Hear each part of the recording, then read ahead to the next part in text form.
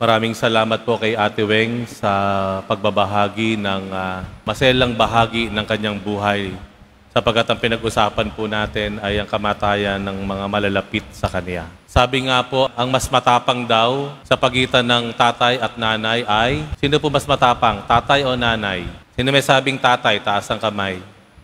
Sino may sabing nanay? Kasi mas maraming nanay, no? Nandito. Ako po, karanasan ko po talaga mas matapang ang nanay. Emotionally stronger. Huwag na natin pag-usapan yung lakas ng katawan. Malakas po talaga ang lalaki. Yan ang disenyo ng Diyos. No? Pero pagdating sa emosyon, tapang sa kalooban, ay talaga pong saludo ako sa mga nanay.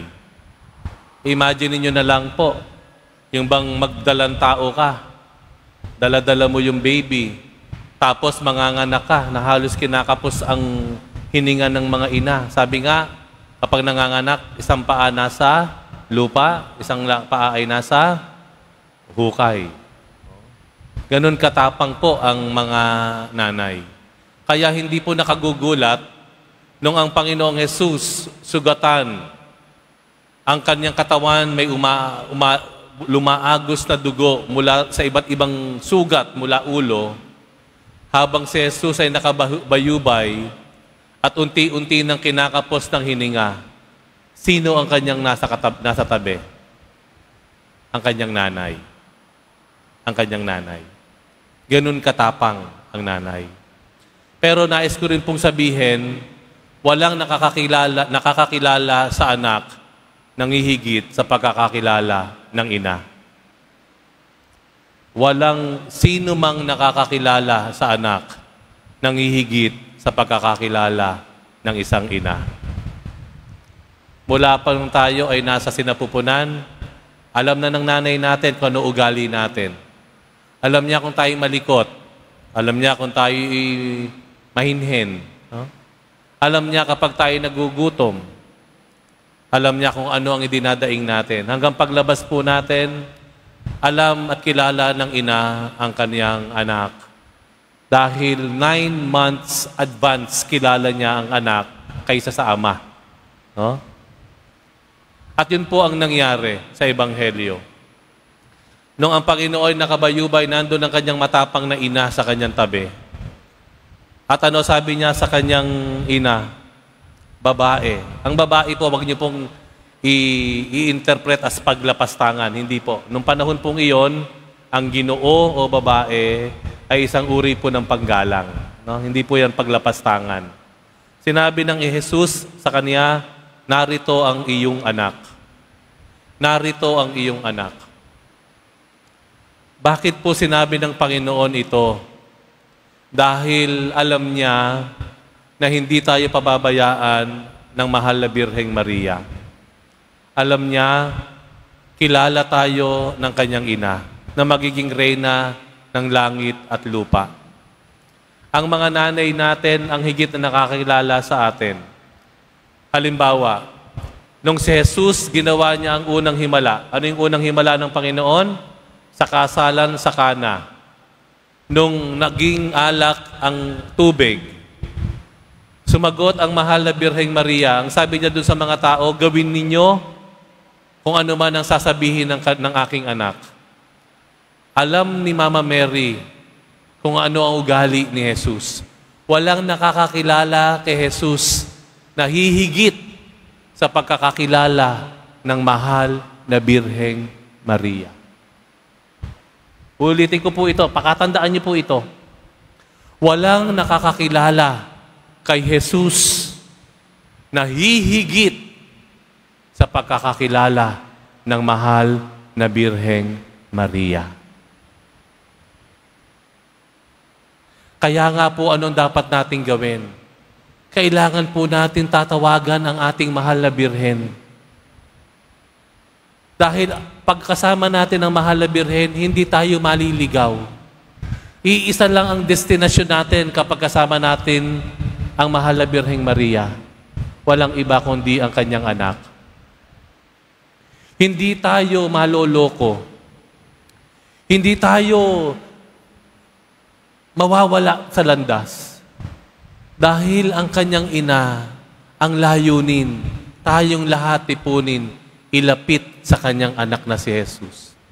Alam niyo po, a little sharing.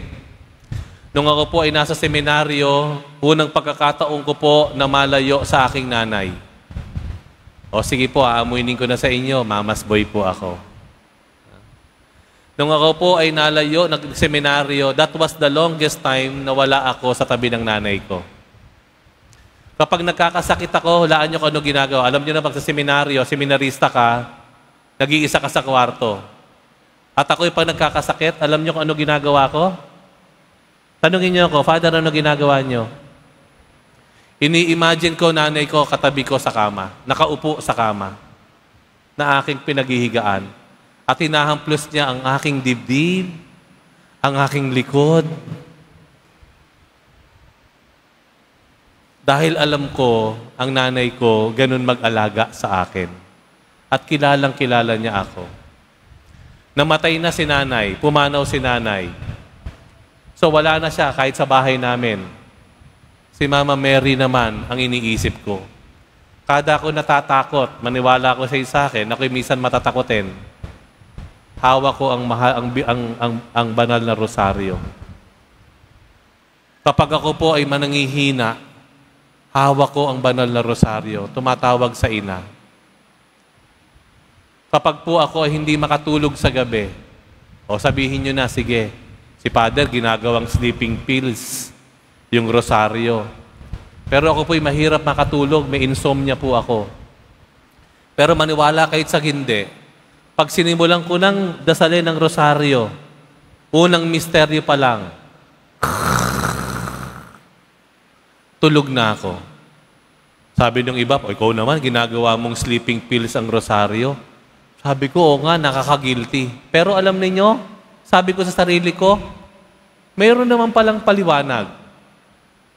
May paliwanag yun kung bakit ako nakakatulog. Kasi alam ko, nakakatulog ako pagkasama ko nanay ko. At ang nanay, ang unang ginagawa ng nanay, patulugin ang kanyang anak. At yun ang ginagawa ni Mama Mary sa akin. Siyempre, itutuloy ko na lang yung paggising ko. Yung rosaryo. Walang nakakakilala sa anak na hihigit sa pagkakakilala ng isang ina. Alam niyo po, sa Quiapo, sa ating simbahan sa Quiapo, maniniwala po ba kayo na meron tayong imahe ng Birhen Maria dito? Kilala niyo po ba kung sino ang mahal na Birhen Maria? Imahe dito sa Quiapo Church? Ha? Nuestra Señora de Buena Hora. Mahal na Birhen ng Buena Hora or Good Hour. Buena Hora, Good Hour. Ito po ay tumutukoy doon sa sandali na aakyat na ang mahal na Birheng Maria patungong langit. Tandaan natin, hindi namatay si Mama Mary. Natulog lang siya at iniakyat ang kanyang katawan at kaluluwa sa kinaroroonan ng kanyang anak na minamahal. At yung sandaling iyon, yun ang tinatawag na good hour. Kaya nga po, ang specialty po, specialty ng ating mahal na Birhen ng Buena Hora ay arugain tayo. Kapag tayo ay may sakit, kapag meron tayong malulubhang kalagayan, kapag meron tayong matitinding pangangailangan, takbo tayo sa mahal na Birhen ng Buena Hora, ang ina ng Panginoon. Bakit? Kasi walang lalakas pa sa anak, kundi ang kanyang ina. Walang lalakas. Walang pinakamalapit. Walang alam ng mahal na Birheng Maria, alam niyang maglambing sa Panginoong Hesus, sa kanyang anak. Alam niya. Di ba kayong mga magulang dito? Kahit 7 ang anak ninyo, pero kilala niyo ang bawat isa sa kanila. Kahit ibang-ibang personality yan. Ang mahal na Birheng Maria, isa lang ang anak niya, si Jesus. Nai-imagine ninyo kung gaano niya kakilala si Jesus. Buong-buo ang atensyon niya sa kanyang mahal na anak. Kaya siguro po, dito sa Quiapo Church, ikatutuwa, ito, makinig po kayo ikatutuwa ng mahal na Poong Jesus Nazareno kung lagi nating isasama ang kanyang nanay. Naniniwala po kayo doon? Walang ikasisiya, hihigit sa kasiyahan ng mahal na poong Jesus Nazareno kung tatawagin natin ang kanyang nanay. At pag nakita ng Panginoong Jesus, lumalapit ka sa Kanya, tapos meron kang padrino. Meron kang kasama. Tapos ang kasama mo, nanay pa niya. Mapahihindian ba ng anak ang kanyang ina? Sagutin niyo po ako.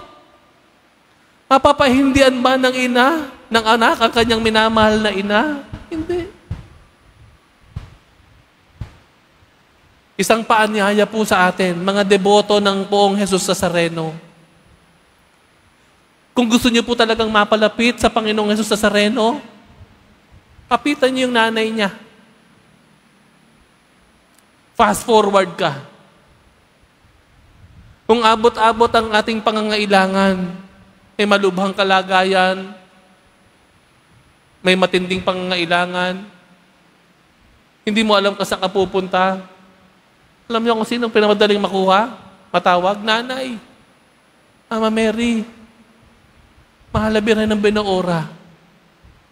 Mahal na Birhen, hawakan mo po ang kamay ko. Ilapit mo po ako sa iyong anak.